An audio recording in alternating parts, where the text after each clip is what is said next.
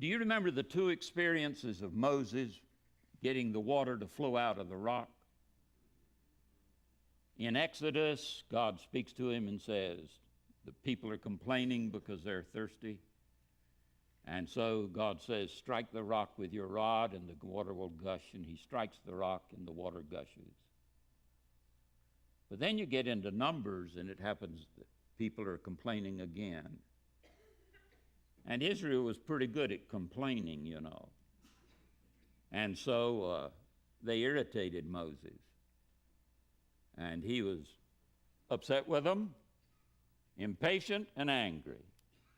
And so God said, speak to the rock and the water will flow. And so Moses stands up and says, do I have to feed you to go through this again?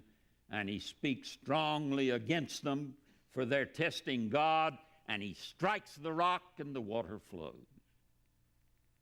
And then God and Moses have a private conversation. And God says, Moses, you made a mistake. You won't get into the promised land because what you just did will keep you out. Now, you know, I read that for years and thought God was mean. Now, that I wouldn't have said that, you know, publicly.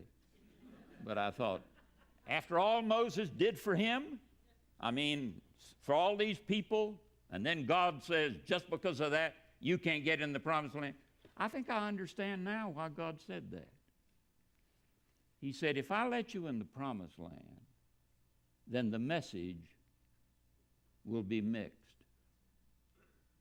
The source of water is not your work and mine, it's my work.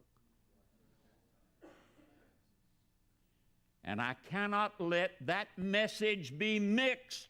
Amen. There is no salvation in anything you and I ever do unless God is in it and working through us. And it has to be very clear that God alone can save.